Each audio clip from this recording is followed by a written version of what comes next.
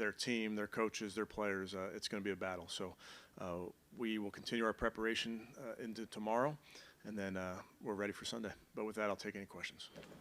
What happened with Anthony? He practiced on what day was that? Wednesday, but now out. Yeah, unfortunately had something going on with his knee. We'll continue to work through it with him, but disappointed that he's not going to make it this week. How did Joel look to you today? He's going to continue to work through that the next 48 hours. I think it's important to see how he responds. He's got a plane ride coming up, but he's continuing to fight to make it. Have you resigned yourself to the fact that C.J. Stroud is out for this game, or do you not know? I'll wait for the injury report and then maybe wait till game time.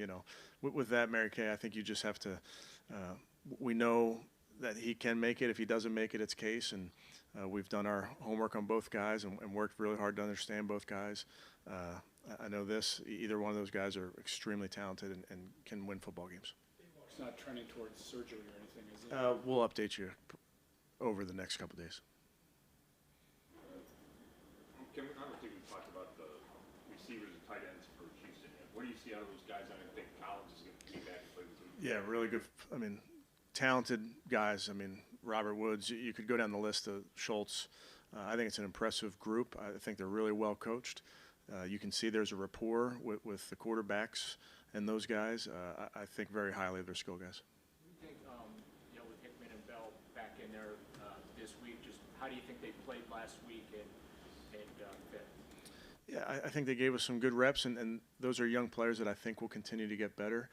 All of these practices are so valuable for those guys. They've gotten a lot of reps to date, but it's not like they've gotten every rep. So now as those guys get more and more reps, I think you can coach off of them. So I anticipate that those guys will get better. Even without Anderson, they still have a pretty fearsome pass rush, wouldn't you say? Their front four is very, very good. Just whether it is you versus that entire crowd. Now, hopefully none of them are coming out of the stands to play. But you have to have that mentality that it is us and it's just us. And, I know we'll have some Brownies fans down there, which is always nice to see them supporting us. But when you're on the road, you know that it certainly is your sideline, and that's all you got. Kevin, Amari is on the verge of becoming the first Browns receiver to have back-to-back 1,000-yard years. Has he even exceeded your expectations based on what you knew of him? Yeah. Wow. Has he exceeded your expectations even since when he got here?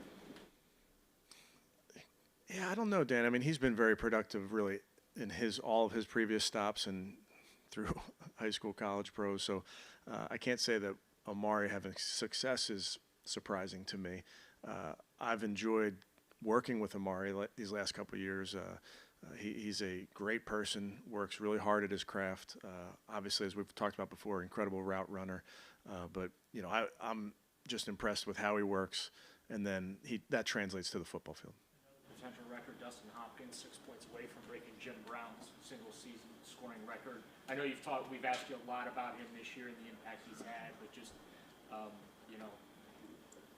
the consistency that he's brought for you. Yeah, a guy that has come through for us when we need him. We trust him. He's been a weapon for us on kickoff as well. And then off the field, I think he just fits in really well to who we are. He's a really good person, a great teammate. Excited to have him. In the spirit of Deshaun coming back to town tomorrow to do a charity event, what kind of reports are you getting on how his rehab is going? How Yeah, staying in touch with him all week. Excited that he's going to be back.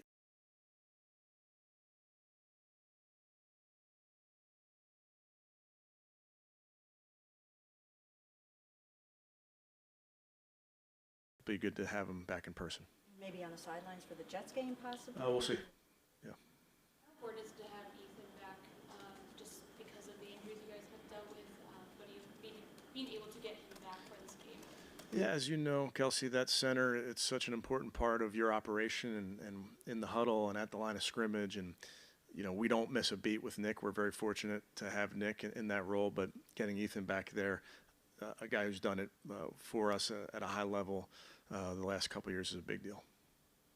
Kevin, play-action game's been such a weapon for you guys, even in games where the run game isn't really working. Just what is it about the way you guys, teach that and prepare for that that's allowed it to still be effective even when the run game maybe isn't there. Yeah, there's so much nuance to the play action game. There's so much nuance to the screen game, the wide zone game, and any part of your attack. There's nuance to what you're doing and what the defense is doing. But play action in particular, it really does take all 11, and it takes great ball fakes from the quarterback and the running backs. You know, Coach Koob was always famous for that first rep of training camp play action. Even if it was like a good fake, you just rip the quarterback and the running back and just tell them it was horrible, just so that the mentality is it has to be great, it can't be good. So I think the guys, the quarterbacks, the running backs, they take great pride in those fakes. And then it's the line as well. I mean, you can't just stand straight up on a play action pass. It's so obvious to the linebackers that it's pass. So there's just nuance to everything you do. And I think in that game, in the play action game, I think the players take great pride in those nuances. We went back and looked at the run game from Chicago, at, I think 26 yards, something like that on the ground. Were there opportunities there, and also do you feel like you might have to, you know, pull some things out to kind of get that going again? There's always opportunities. There's always things we could do better. There's always things I could do better when you come up short in that regard. So we'll work very hard at that.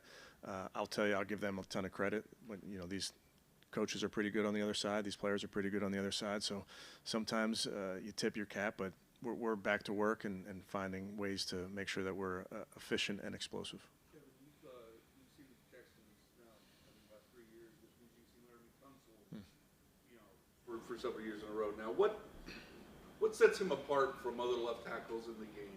Yeah, outstanding combination of size and athleticism and length.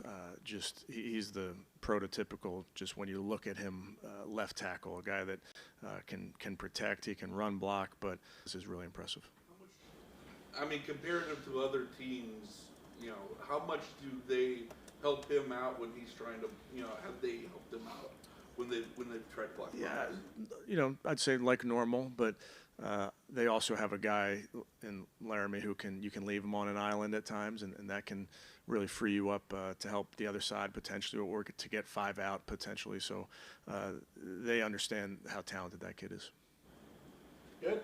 Okay, thanks guys.